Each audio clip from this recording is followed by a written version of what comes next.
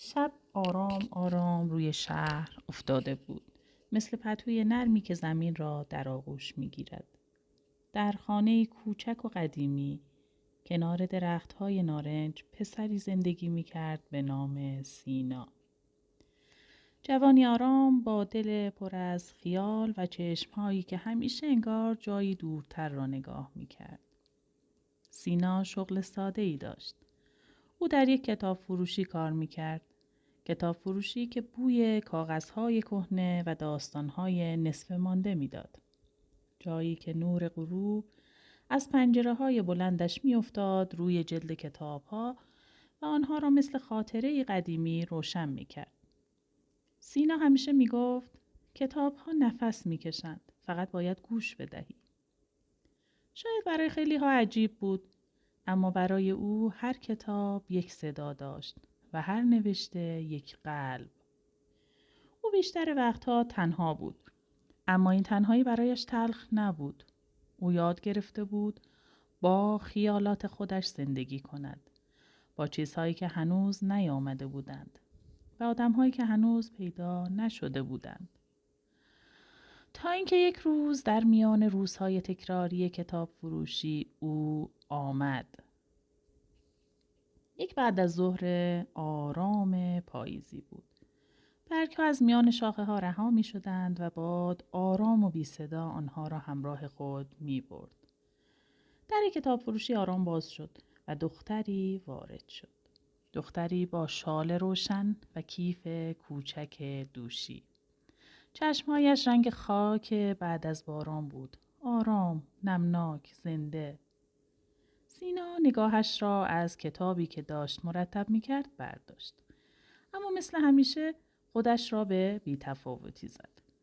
داستان‌ها یادش داده بودند که عشق‌های واقعی با عجله شروع نمی‌شوند. دختر با صدای آرام گفت: ببخشید، شما کتابی دارید که حس آروم بده؟ از اون کتابایی که آدم باهاش نفس کشیدن رو یاد میگیره. سینا چند لحظه مکث کرد. نه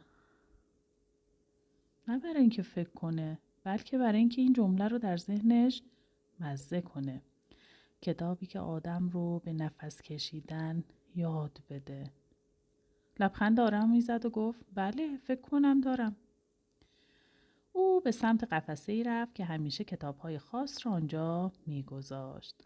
کتاب‌هایی که خودش باور داشت چیزی فراتر از کلماتند. یکی از آنها را برداشت. جلدش ساده بود، بدون تصویر. فقط یک جمله روی آن نوشته شده بود: بعضی سفرها در دل شروع می شوند، نه در جاده. کتاب را به دختر داد و گفت: بخونش، آرومه. از اون آرومی ها که از بیرون شروع نمیشن، از توی دل میان. دختر کتاب رو گرفت. انگار چیزی در چشمانش روشن شد. نه شبیه برق، نه شبیه هیجان، شبیه آشنایی. شبیه این که مدت هاست دنبال همین لحظه بوده. او لبخند زد، لبخندی نرم و بی صدا. و همانجا بود، در سکوت کوتاهی که میان آن دو اتفاق افتاد. چیزی شروع شد. چیزی که هنوز اسم نداشت، اما حس داشت. آن هم چه حس آرام و عمیقی. دختر کتاب را خرید و وقتی خواست برود برگشت و گفت: اسم شما؟ سینا آرام گفت: سینا. و شما؟ دختر لحظه‌ای مکث کرد، انگار می‌خواست نامش را در هوای این لحظه ثبت کند. من ناهید. و رفت. آن شب سینا زودتر از همیشه به خانه برگشت. چراغ‌ها را روشن نکرد. فقط کنار پنجره نشست. باد آرام شیشه ها را لمس می‌کرد. انگار داشت چیزی زمزمه می‌کرد. سینا با خودش گفت: بعضی دیدارها مثل بادن، نمیفهمن کی میان. فقط حس میکنی که از این به بعد همه چی یکم فرق کرده. و اون نمیدانست که این فقط آغاز است. آغازی آرام برای عشقی که قرار بود مثل نور بی صدا و بی دغدغه به قلبش بتابد.